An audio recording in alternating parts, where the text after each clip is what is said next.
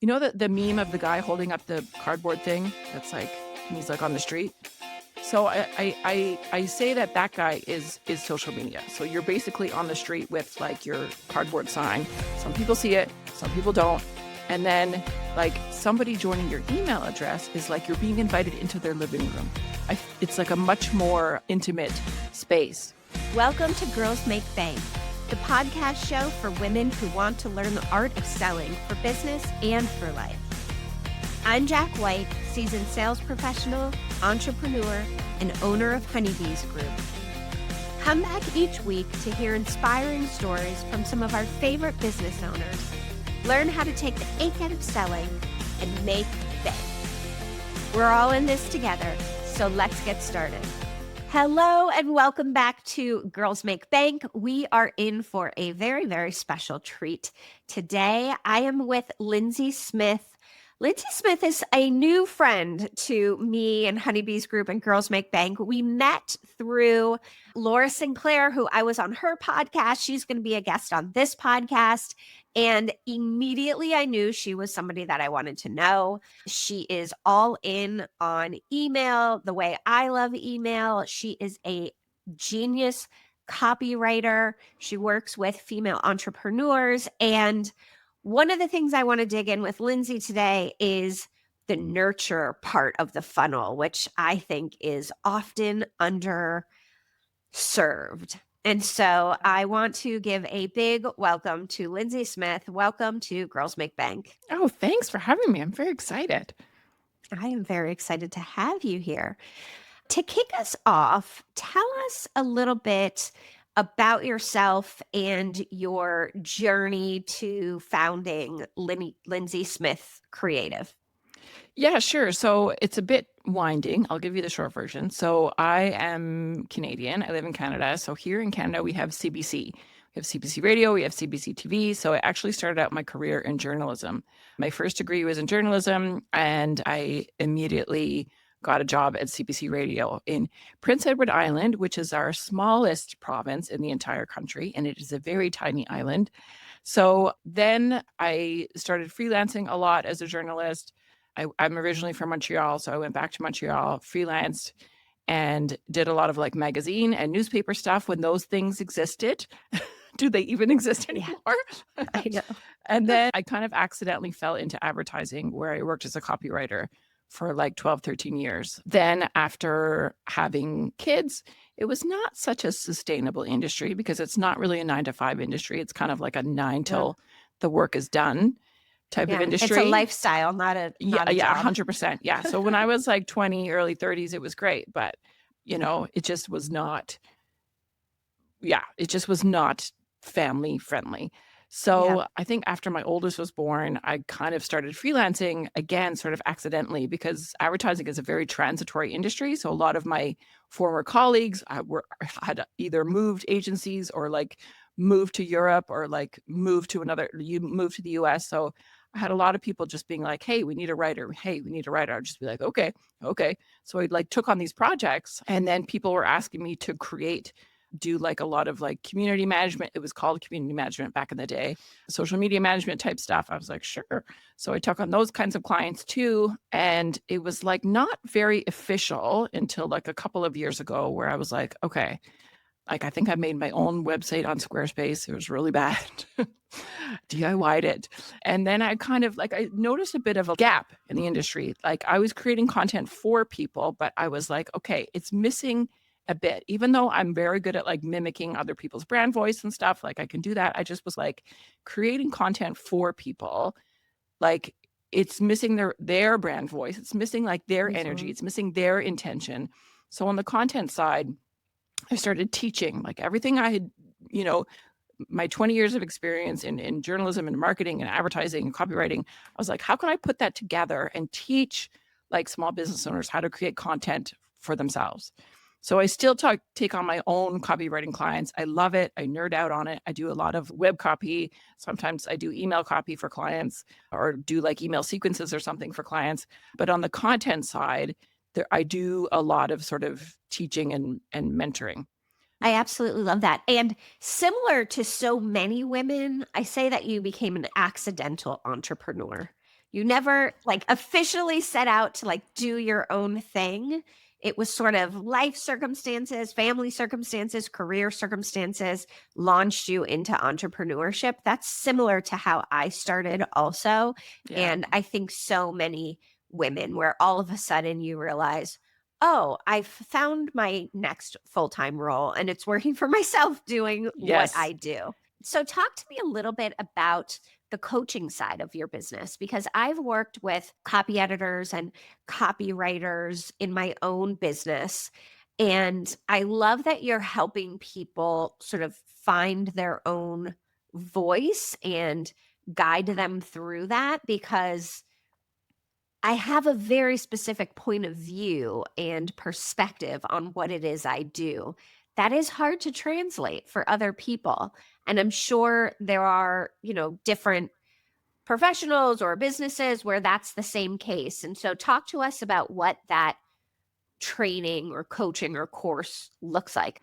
It's funny. Often when I say content, people immediately think social media and they immediately think Instagram, which sure, awesome. Instagram is a great tool, but it's just that. And I think there is like so much pressure on your social media content to like perform and convert. And to be fair, in the early days, I was just like, I was making up all these master classes about content that converts and because that's what people wanted. But now I talk a lot about sustainable content. I talk a lot about working with people where they're at. I'm not going to force anybody to, start a blog if they're not great at long form copy, right? Right. Like I am going to make people have a website and an Yes. email list because we can't rely on the social medias.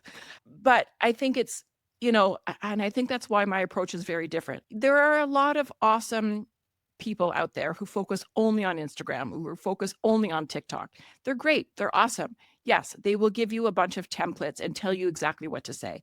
I am not that person. I am not going to put words in your mouth because I can, but I just don't believe in that because I can give you templates to sort of like guide you. So I kind of consider myself more of a guide because I'm gonna ask you a million questions because it's your business. So, and I Yeah. think the worst thing that people can do is just be like, here's what worked for me. Here, I'm going to give it to you.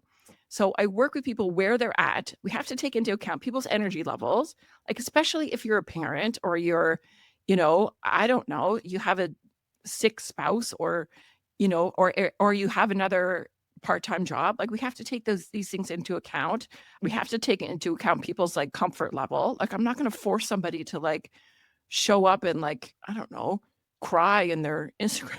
Like, you know what I mean? Yeah. Like there's a line of Yeah, totally. vulnerability, right? Like we all know vulnerability connects and we hear this all the time, but there's like a line of vulnerability and everybody's line is different. So, when it comes to my programs, like that's where I'm at. And I'm often telling people, like I often joke too, I'm like, to create content, it's a creative process. So if you don't give Yeah. your brain this like white space to become creative, you're not going to come up with the ideas. Like I always joke that like the best thing I did was like adopt a rescue dog and like take her for WALKS's multiple times a day because like that's when all my ideas come. So for other people, it's like in the shower or if they're like driving alone in the car or whatever. So you have to like, I know we're like glued to these things, Yeah. but you Yeah. have to put it down and give yourself the mental space. Yes. Oh my gosh. You just put so much value and things I want to dissect into that answer.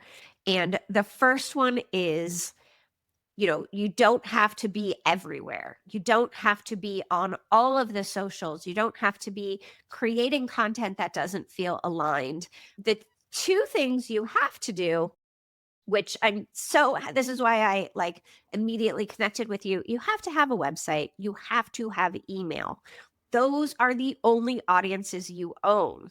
Everything else is borrowed, and borrowing audiences can be a great way to grow, but it is not dependable, right? We know that the algorithm can change at any moment and that audience goes away. So I love that you focus on website and email as two must-haves. I love that you are helping people sort of find their version of what content means and what feels good.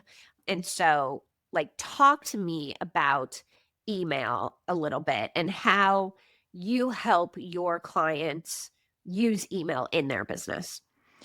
So a lot of my clients come to me with a bunch of shoulds, like, oh, so and so told Mm, me I should blah blah blah blah blah. Like, first of yeah. all, that guy is like 20 years old and lives in his parents' basement. So like, don't listen to that person. Um, like if you're 45. so Yes. so don't listen to them. And there's a lot of shoulds. So and I always joke, I'm like, I don't love the word should unless it comes to your email list, because you really should have an email list.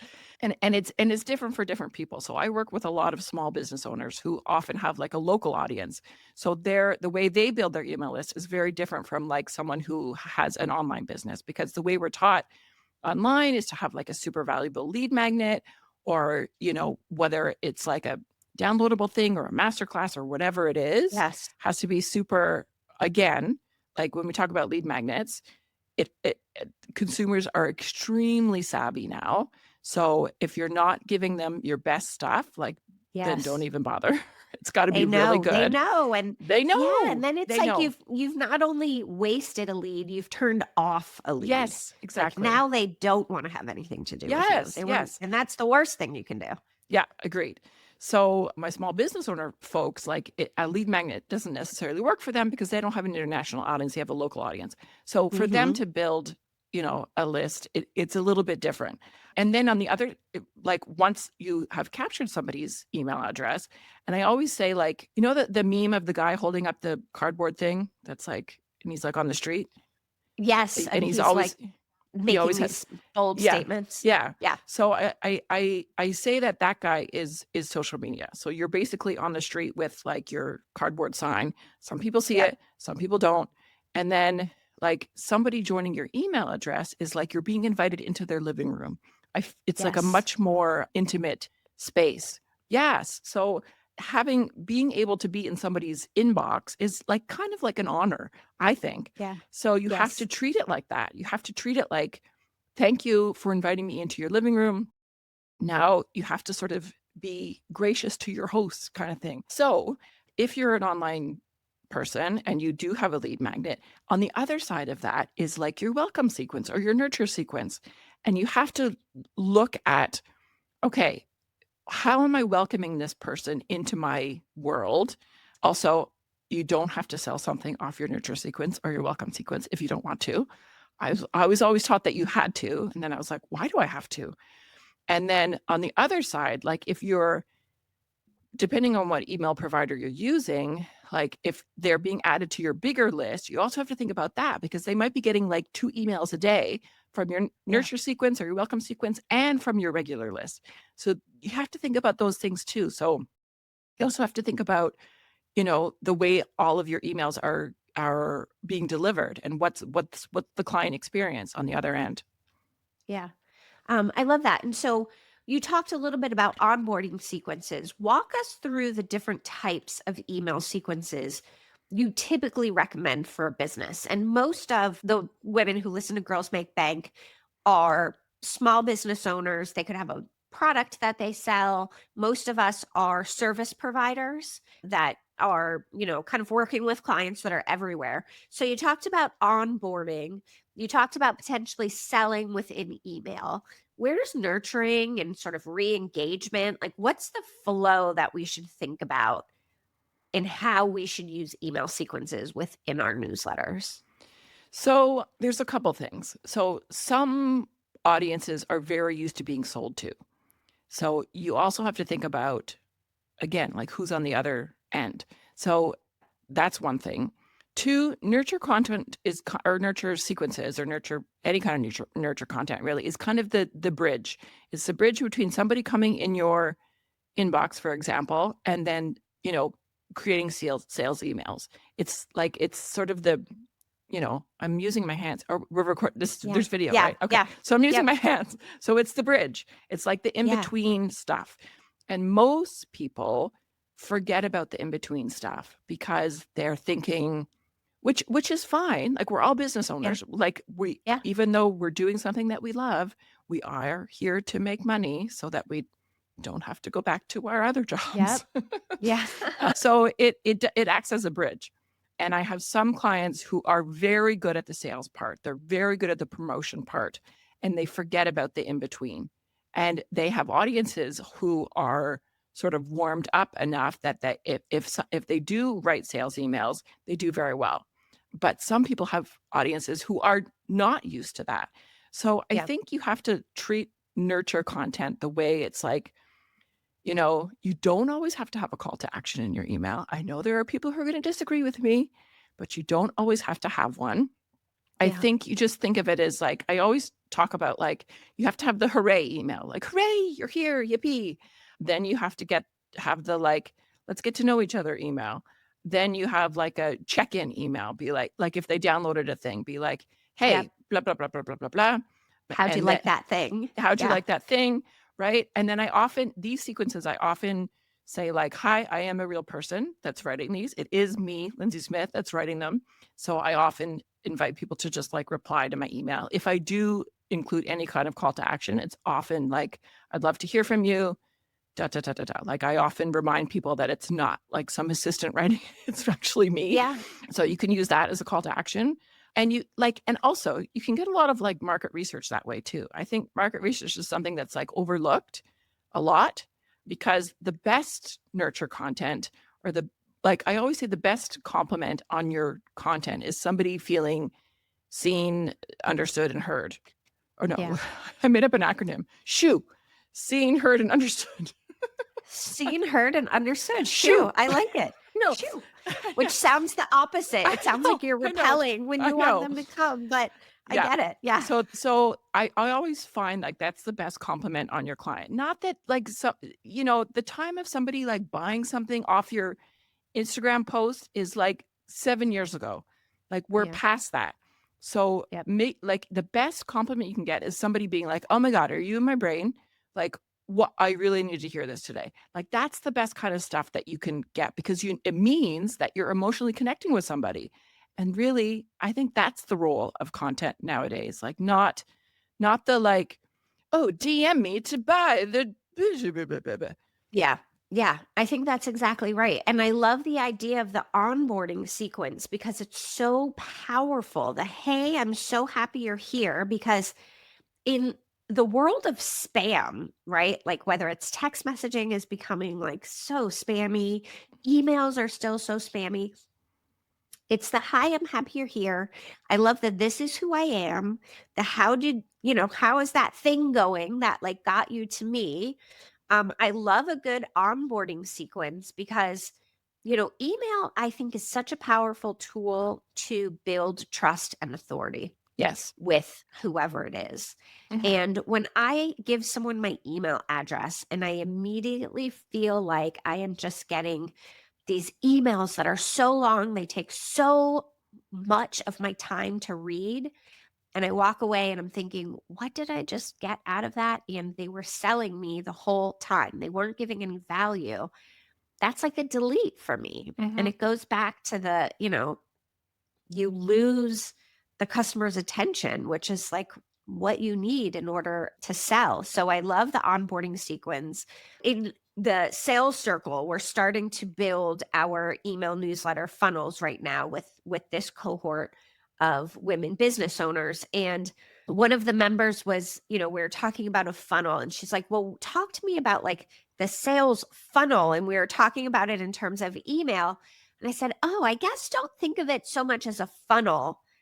Think of it as loops. And so we're going through like our onboarding loop. And now we're going through our nurturing loop. And now we're going through our sales loop.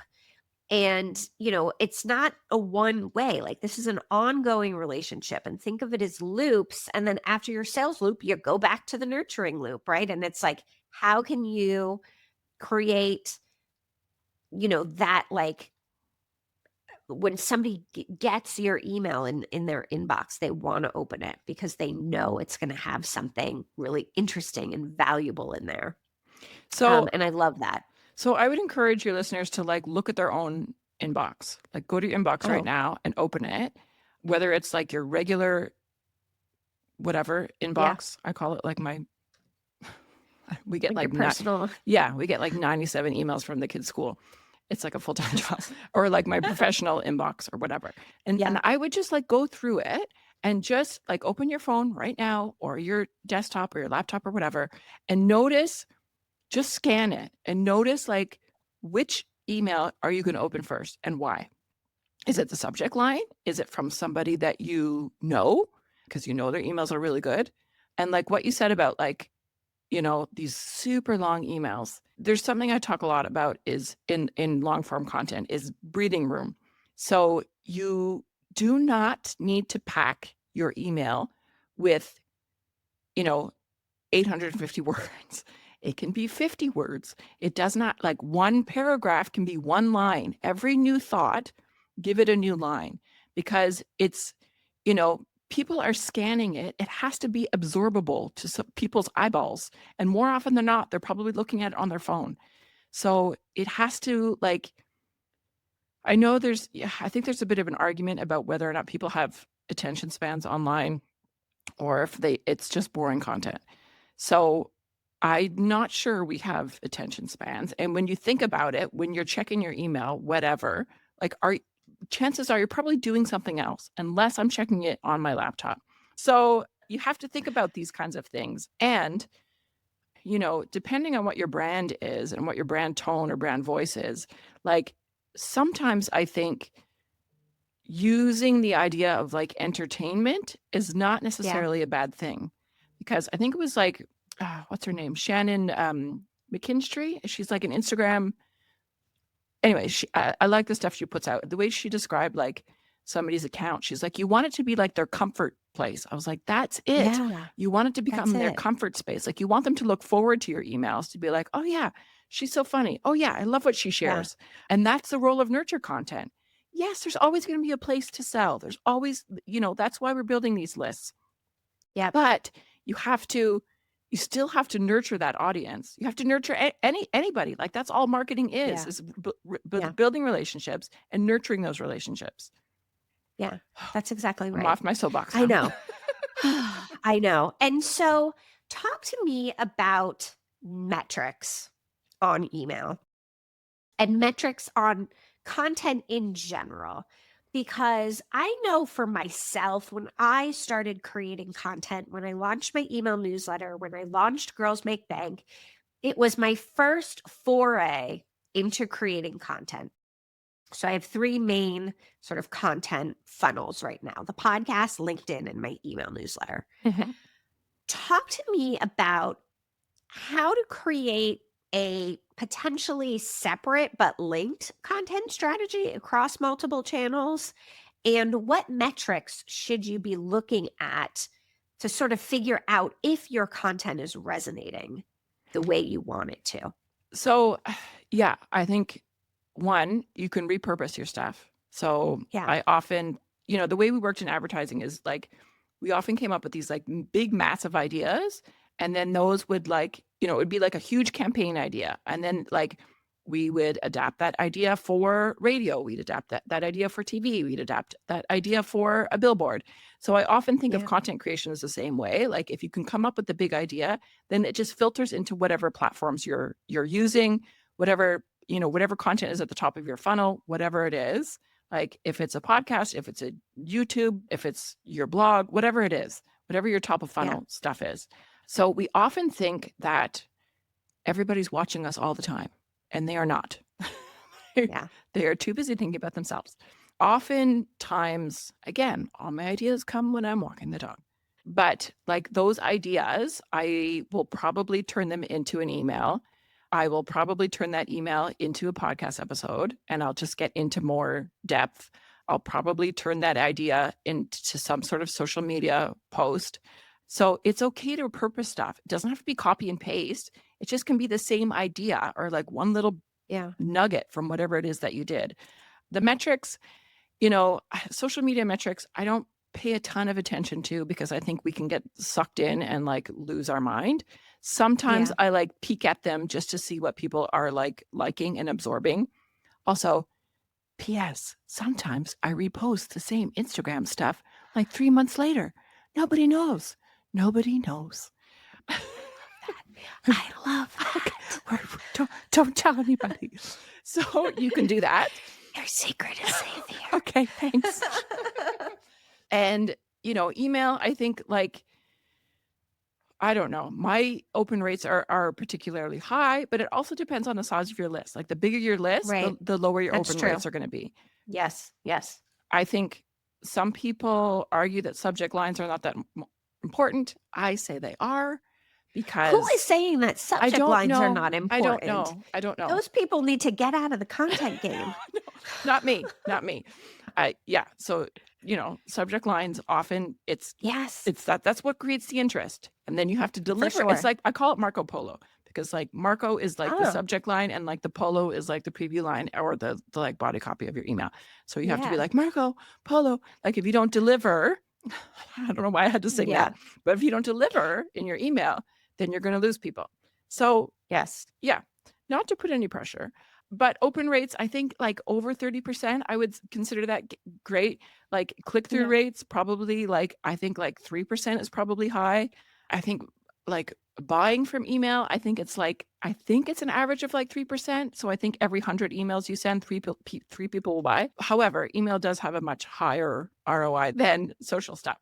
And again, we've already talked about this. You own your email list, you own your website, you do not own Instagram or LinkedIn or Threads. Did that answer your question? I went on a rant. Yes. No, it did. And I like that you gave us some benchmarking on sort of open rates and click rates and purchase rates. I think email ROI dollar for dollar is the biggest bang for your buck. I agree. I mean, hands down. My emails tend to be shorter copy, but I put multiple sort of quotations like stories or articles or, pieces of content inside each email, but it's impactful and it gives people options to sort of scroll. And I like bite-sized pieces of content that then they can click through and read a blog post or click through and listen to a podcast or click through and, see something else that's outside of Honeybee's group that I think is interesting that they should know about. So I like the variety when I'm putting my email newsletters together. Talk about how you sort of start building your email newsletter. What is it that you should be doing in those very early stages? And then how can you drive people from all of your different channels to sign up for your email? Freebies, we know about freebies and, low cost offers. You said you work with local businesses, or maybe that's not relevant. So what are some different strategies that people can use to, number one, start their email newsletter and then try to drive promotion and awareness of it? So a few things, it always starts with one person on your list and how that person comes to you. There's we all know how to build your audience. You have to buy it or borrow it or buy, or what's the other one? Build it. Yeah. Build it. Build. Yeah. Yeah. I borrow, build. Big borrow, steal. Yeah. So there's a few things you can do. Yeah, you can put some money behind ads. I don't think there's any shame there. However, you have to have the right funnel because again, you have to figure out what your people actually want. Because there's a difference with me just making up some random freebie and throwing it out into the world and actually listening to my clients and finding out what they actually need and creating it and putting it out into the world. So yes, you can put a little bit of ad spend behind it, whatever it is, Meta or Google or what have you, for sure. I think the whole purpose of content really is visibility. We have to be visible, my gosh, yes. Right? Especially for a personal brand. It's all me. If you're a personal brand, you got to be visible. You have to show your face. There's a bunch of different things. In my demographic, Facebook groups are still a thing. It's still relevant. I you're over 40. Had a client call. I just had a client call with someone last week. She's launching a new membership program, and we were mapping the customer journey and trying to find new lead sources for this program that she was launching. And I said, man, I think this person's on Facebook groups. I think you should. And she did not want to go on Facebook. She didn't like Facebook. I personally don't use Facebook much either. So I totally got it. But I was like, look, it's not about where you like to hang out. It's Mhm. about where your ideal customer is hanging out. And I think she's on Facebook. And sure enough, she went back and she was looking through some groups and she said, oh my gosh, I just joined 5 groups and it's like going to bring me so many potential people. So I think Facebook groups are a bit underrated I agree. if you're like, on Facebook from a business perspective, dig into those groups and see if your people are there. Most of my people use Facebook for sure. So there's also like these bundle groups that you can do. Another thing that I've done is freebie swapping with somebody with an audience that's very similar to mine. Like I've done it with like graphic designers or like web designers and stuff. I'll do like a whole email to be like, oh, my friend so and so has this great da da da da. And then I'll do another one that's like a PS, so and we just like swap emails. So that's a Yeah. really great way to Yeah. do it. You can put on any kind of not random, well thought out, any kind of training or anything like on a Zoom or in a Facebook Yeah. group or whatever, and create a landing page that people have to sign up Yeah. for. Like that's a great way to build your list. Yep. And then you get and it's practice. Like you can think of it as It's practice, practice. right? Like we are not solving world Yep. problems here. So it does not have to Yes. be so serious. Yeah. And I love that. And a few places is, I say change all of your bios everywhere. LinkedIn Same. now, you can have a button that people can just subscribe right to your email. On Instagram, put like a link tree or something where they can like sign up for your email. I think our own email footers are a tremendously underutilized space. We send email to people all day, every day. Outside of our email newsletter, put a little line underneath your name and your title and, your cell phone or whatever it is and say, hey, sign up for my email newsletter. Chances are, if you're emailing someone for business, Mhm. they would be interested in signing up for your email newsletter. So I think all of these sort of like, I loved these partnership and sort of ways to get these big bursts of new subscribers.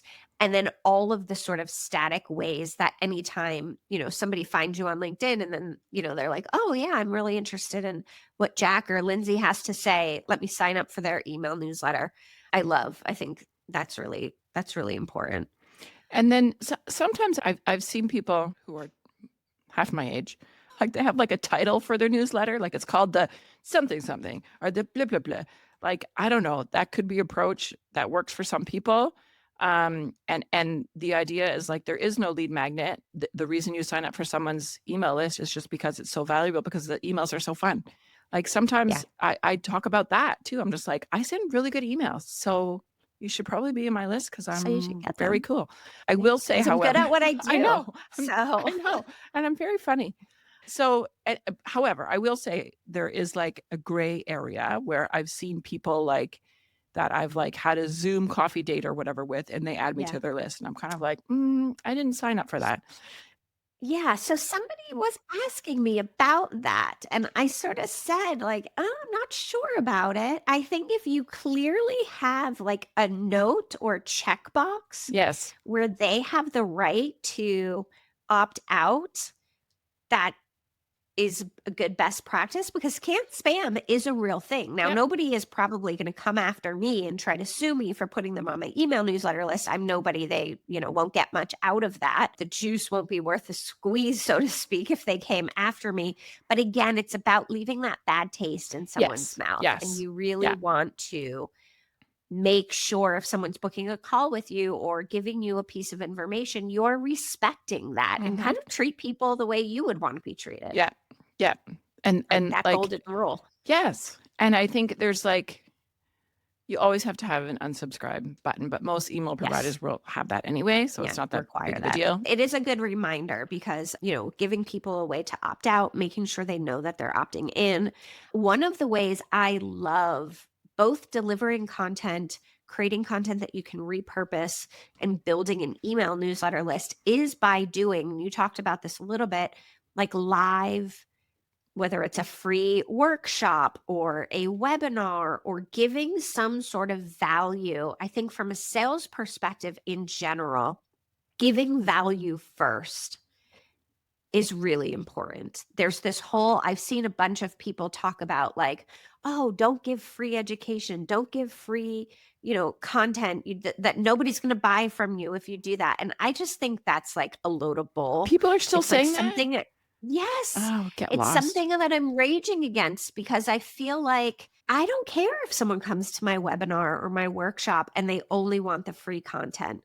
For Yep. whatever reason, maybe I'm not the right fit. Maybe they can't afford to work with me. But if I can help them out and build awareness for like sales and help them grow their business, that's great. Whatever I'm giving away for free is just the tip of the iceberg of what you get when, Mhm. you're paying for it. But I think that it, number one, lets people get to know you. Number two, you can repurpose that content in a bunch of different ways. And everyone who signs up is then added to your email newsletter list. So you can potentially get, 10, 20, 30, 40, 50, 100, however many people you can drive to a live experience added on. And you know that they're self-selecting to hear from you and, Yep. the information that you have to sell. So I think finding ways to grow that email newsletter list is, really important. And Yep. I love some of the suggestions that you provided. Yeah, well, and you also have to think about, like, your sales cycles, right? Like, in in Right. in between your sales cycles, like, you need new leads. So you have to come up with creative ways, like, in those in between times Yeah. to start building your leads. And I will say about unsubscribes, it happens. It's not Yep. a reflection of you. I have a lot of clients who are like, "Did I say something wrong?" And I'm like, "No, it's like cyclical." I always think like, yeah, I lose 11 subscribers and gain 11 subscribers. Like it always just like keeps working out. And it doesn't mean anything personal against you. It just means that person has probably moved on. All of us, as we shift and grow in our businesses, like we're always becoming better and better at what we do and the way we communicate stuff. So sometimes people just fall away and it's okay. Some of those people, so do not look at your unsubscribe list ever. I did it once and it was a terrible experience, so I don't recommend it. So just know that that's just part of the game and Yeah. it means nothing about you. Yeah. And I also think it's good if you can reframe that unsubscribe or reframe, regardless of the platform, the unfollow, maybe people are Yeah. unfollowing you from Instagram, reframe it as like, they're not my target audience Mhm. then. They're not interested in what I have to say or what I have to sell. And that's okay. Mhm. Getting a no or getting an unsub means that you're that much closer to having a more focused audience who is receptive to your message. And I would rather have a small, engaged, niche audience, which, by the way, you can make a lot of money, with a small audience Mhm. than a bunch of people who don't care Yep. and who aren't going to buy. Yes. And I also think there's this conception that bigger is better and bigger means you're making more money. And we're sort of like reaching for these numbers and reaching for these follows. And it's not the best metric. I just think it's the wrong metric. Like at the end of the day, it's, are you selling? And I talk about this a lot in my sales mindset workshop. People are so focused on these vanity metrics, but at the end of the day, if you can't sell and you can't engage your small audience, it doesn't matter how big your audience is, right? Focus on who you have now and work to really engage them and sell to them in the right way. And then, like you said, you can go out and find more of those people. You can do paid ads, you can do partnerships, you can sort of like light things up in new ways. When people unsubscribe, at first it stings a little bit, but then unlike you, I do look at who they are, but I don't hold grudges. But typically it's, oh yeah, if I know who they are, I'm like, oh yeah, they're not a fit, or I used to work with them, but they're not interested in what I do. And it actually makes me feel better being like, okay, this isn't a fit for what they do, or I get it, or like, I kind of am like, okay, no sweat. Now I get to focus on like the Yes. really targeted people who are Yeah. interested in hearing what I have to say. I agree. Like for whatever reason, like we still equate, Yeah. you know, 6,000 followers versus 60,000 followers. We immediately think the other person is more successful. Or if Right. somebody's got like, 80,000 people on their email list or something ridiculous, right? Like you just immediately think, oh my God, they must be a bajillionaire. I don't know why we continue to do that. I don't know what the psychology is. Like Yeah. somehow I don't know why we do that, but it's, Yeah. there are people with like 60,000 Instagram followers who are not making any money. Like it's not as the sexy stuff is Yeah. not it. It's the nerdy Yeah. stuff that you need. Yeah.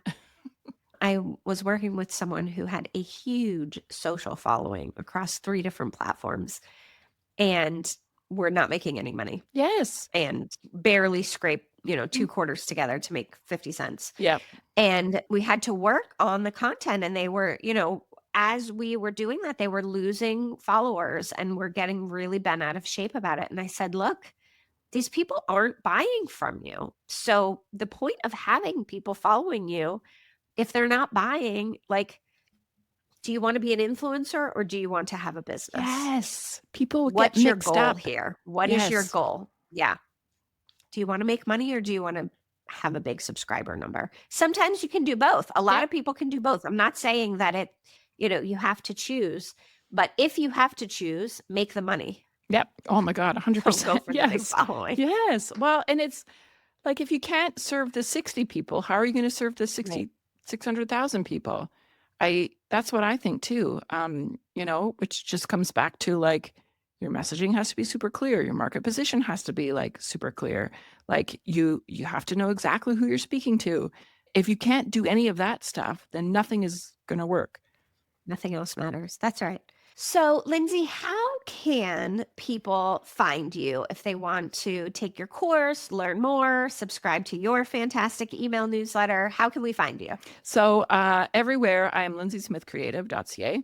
That's my website. You can find me on Instagram at Lindsay Smith Creative. I'm also very active on Threads because it's very copywriter friendly. Lindsay Smith Creative, also over there. I'm working on something very specific to small business owners coming out in March. It's called Content Essentials Toolkit, and it's essentially like I'm walking other small business owners like through step-by-step process of like building their website, building their email list, and building their content marketing system. So that's coming up very soon. I love that. And we are going to promote that in the Honeybees Group newsletter, and we will put it in the show notes below so that you make sure to have access to that, because that sounds amazing. And I know will be a great resource to a lot of small business owners. That's the idea. That's the idea. Yeah. So thanks for having me. It's very fun chatting with you. Yeah, this so fun. And I feel like we could chat forever about a whole lot of things. Yes. Email, content, all the small business, the world, all kinds of stuff. So I am so happy. Kids, dogs, all the things. Yeah. So I am so happy to get to spend time with you. Thank you for coming and really sort of making what is an intimidating topic for a lot of people feel very approachable and doable and something that they can start to implement in their own business. I really appreciate that. And thanks for coming and spending time with us. My absolute pleasure. I love it. Thank you for listening to this episode of Girls Make Bank. If you like what you've heard, please remember to subscribe, like, and follow us on Spotify, Apple Podcasts, or wherever you listen. Please review and share our show to help spread the word and help your girls make bank. And I'd love to hear from you. Connect with me on LinkedIn or Instagram, or visit honeybeesgroup.co. Until next time, friends.